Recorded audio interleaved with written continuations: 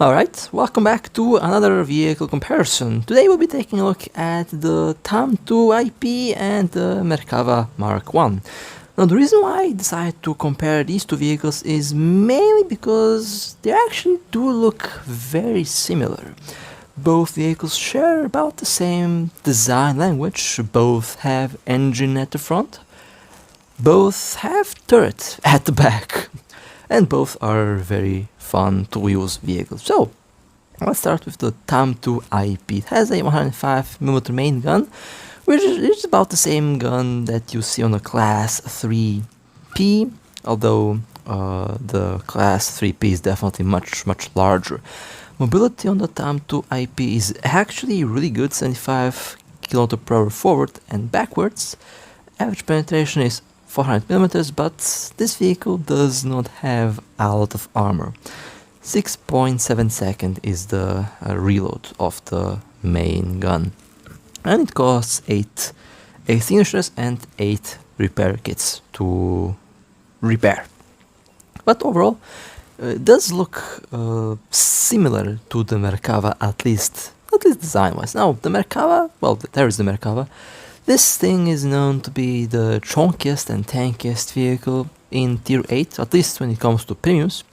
It has the same main gun caliber, 105mm, shares the same penetration of 400mm, but the Merkava definitely is much slower, much heavier, and most importantly, much more armored. The engine block at the front of this thing can absorb a lot of hits.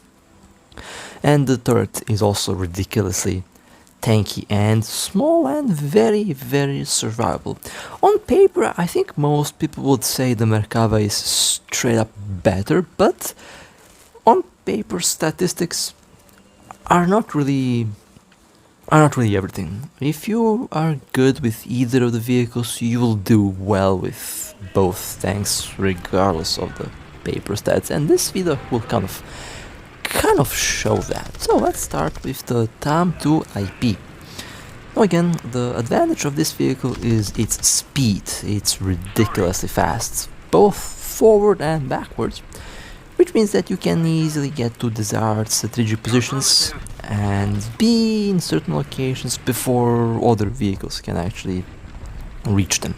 The ammo of this vehicle does have DM33A PFS DS shells. I've been told that the DM33 was nerfed. Honestly, I didn't really notice anything. I'm still able to use DM33 without much of a problem.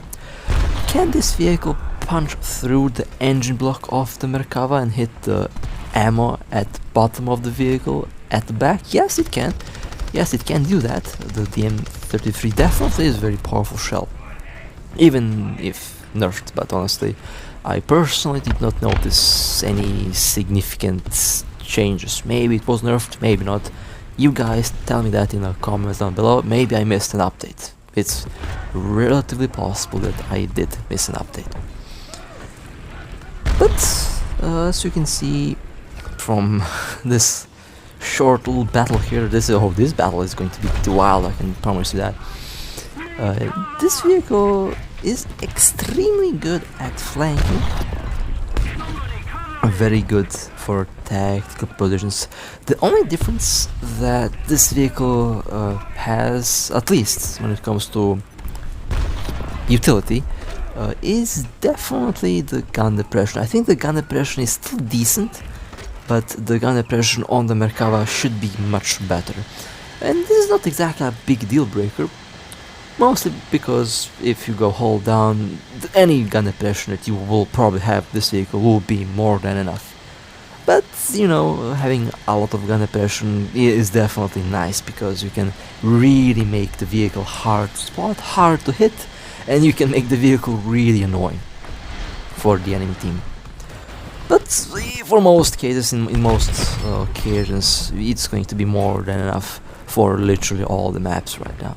Oh look, that was a risky move, because you have to remember, this vehicle has very little armor and you cannot afford to get hit. While the vehicles do share similarities in the design language, both have turret on the back, crew in the back, engine in front. The armor difference is really big.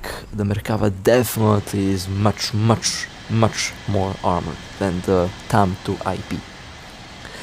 That doesn't mean that armor is everything. I mean, it is after all top tier that we are talking about, and if you know where to hit the Merkava, it will be destroyed regardless of having armor or not. In top tier you should not be relying on armor, but honestly, because of the way the Merkava works, and this vehicle works in the same way to some extent by the way, there is a chance that you can still tank hits with the engine block with this vehicle, but at the same time the turret is a big target. When I say big target, I mean big visually. It is... oh, speaking of the devil, there goes the Merkava. As you can see, a well-placed hit and the Merkava will pop. That's a second nice hit.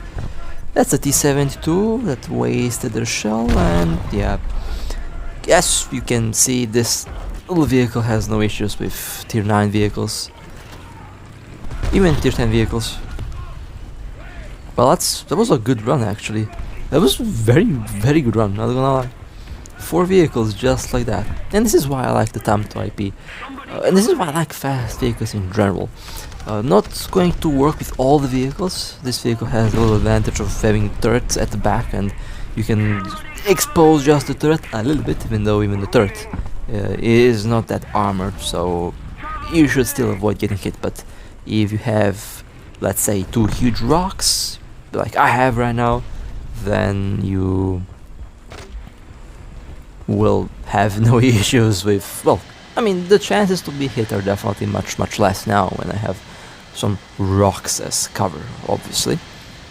As I like to say, best armor in top tier are obstacles, rocks, hills, buildings and stuff like that, because shells will usually not go through these, although in some cases when the snail decides to troll you, enemy shells will go through walls, buildings. There are some destructible walls, but there's also non-destructible walls for now. I think with the next big engine update at one point down the road, you will have a more destructible environment, and that will be pretty fun to see how that will work. But so far I'm personally pretty happy with the game.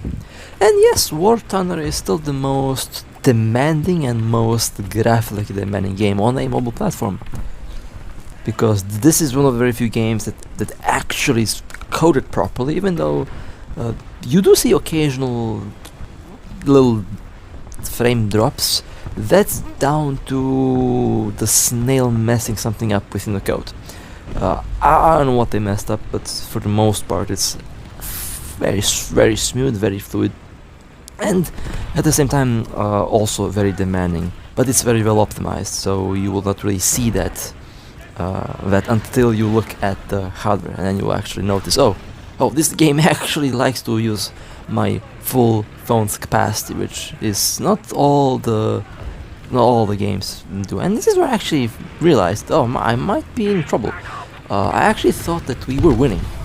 I was convinced that we were winning, but as it's turning out, we are not. We're actually losing tanks. We are losing tanks rapidly. I had 2 vehicles on my right, and there's been 1 vehicle to my left, and I'm in the open, not exactly the best position to be at. And that's a Bradley. Can I hit? Nope, I can't. If I was able to hit the rocket launcher, the missile launcher, the Bradley would have been destroyed. But we have a vehicle in the base, so I have to go back now. I have to go back and deal with the vehicle in the base. Actually, wait a second, this is the base. Oh, in the spawn point, not the base. Okay, I have to go back now. I have to go back and deal with whatever vehicle we have there lurking around.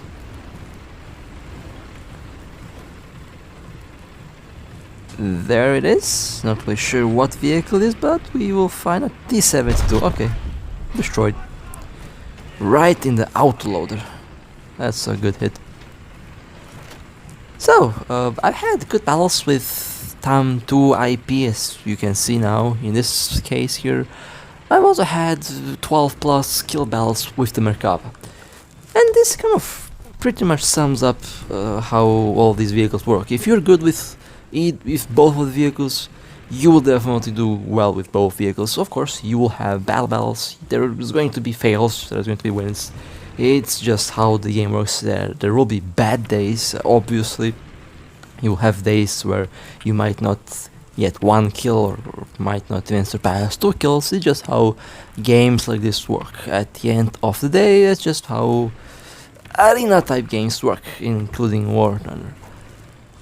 But seems like this is going to be a clutch, and I always ask myself, why do I get battles that are like, I mean, I'm not complaining, this is gonna be a good battle, but why always on certain maps? Like, I get battles like these almost constantly when I play this map in this position. I get almost always a last man standing when I'm playing the American desert map, and when you spawn pretty much the same game mode, but you know the position on top where you have the open field and you go hold down.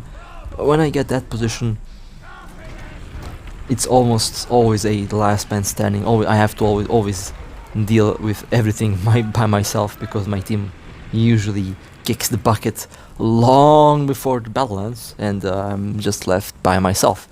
This is going to be the case over here as well, and I was actually kind of mad that keeps happening on certain maps, because I would love to get the same battle but on a different map for a change, but the snail says no. I have to do the same thing on the same maps, and that kind of makes me a little bit mad. No, this vehicle does have hash. I don't think it has heat, but the 1.5mm hash is not going to be enough to destroy that STRF. The STRF is actually a very annoying little vehicle. The STRF is one of the nastiest APFSDS autocannon rats that you can find, and that thing can definitely shred this vehicle. Not the same thing with the Merkava. If I was in the Merkava, I would already rush forward to pop the STRF. The Merkava can handle the STRF. This vehicle, not so much. And if only my... You know, there's this little bug that some of you might experience. I feel like everyone experiences this bug. Basically, when you're trying to aim, when you want to aim, and when you move rapidly, the aim snaps your aim left or right. If you quickly go and move left, the aim goes right. If you quickly move right, the aim goes left. And no, inverted axis is not enabled. That's a bug. It's been in a while in the game, and it's extremely annoying, because I don't know how many times I've had fails because the game just snaps my aim in the wrong position.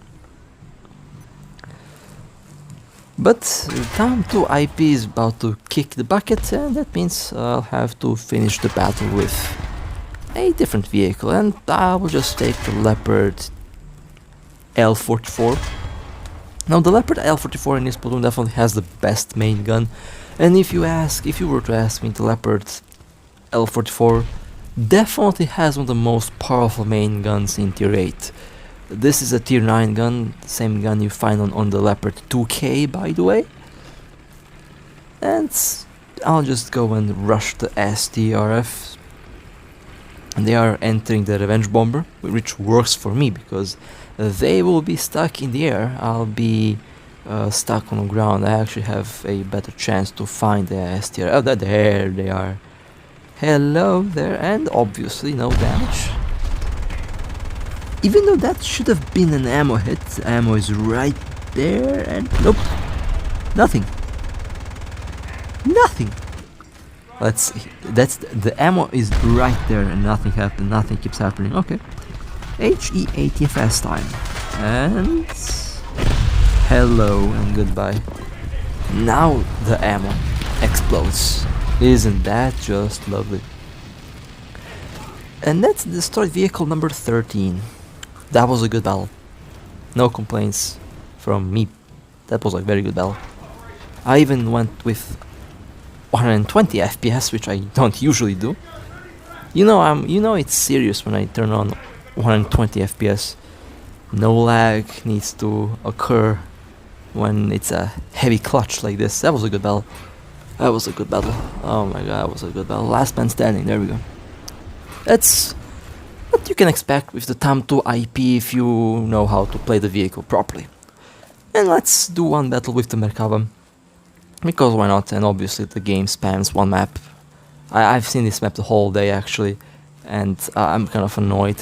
When I see the same map 25 million times in a row, it just makes me want to yeet my phone at the wall, honestly. Like, give me random maps with every click, please, because seeing one damn map constantly kind of boils my blood, and I think I'm not the only one with that. I think I'm not the only one with that. But as I mentioned before, it really depends on what day it is. You might do well with one vehicle, do worse with other vehicle.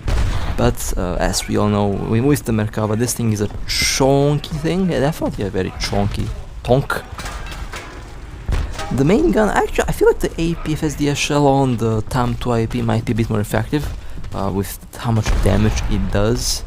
This is definitely not the same APFSDS shell, although they do share about the same parameters, but the DM33 seems to be doing a bit more damage when it penetrates. So if I were to say which gun is better, I would still pick the TAM 2 IP main gun. The Merkava's main gun is definitely not bad. It will get the job done, but if you compare the ammo that this thing is firing with other APFSDS shells, it is definitely on the lower end by performance, by damage and stuff like that. It's still good, don't get me wrong, it's still good. But the Leopards, for example, some of the other vehicles within the tier premiums are definitely equipped with a little better APFSDS ammo, despite having about the same penetration value. The TAM 2 IP seems to be doing a bit more damage when it actually penetrates the target. I would say, is that a bad thing necessarily? Well, not really, because you can have a Merkava that's ridiculously hard to destroy. You shoot ammo that just pops everything.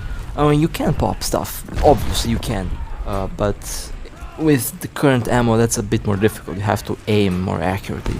It is a balancing thing at the end.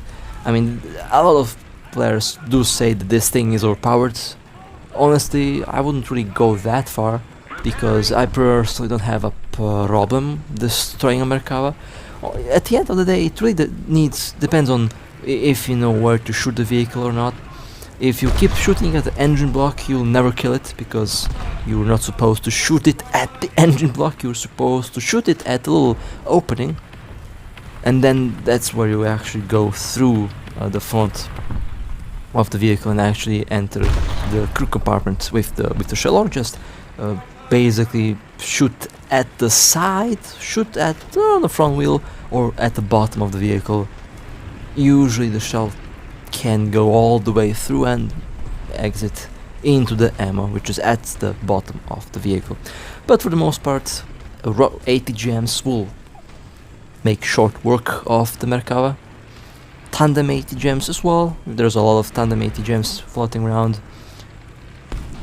Most of the APFSDS shells also get the job done, so you have ways to destroy this vehicle. Of course, a Merkava that's used in someone's hands who actually knows to use this thing will be hard to destroy, but you can say the same thing about pretty much any vehicle in the game. So the same rules apply to this vehicle that apply to any other tank that you have, whether it's heavily armored or not. Same rules apply to every vehicle.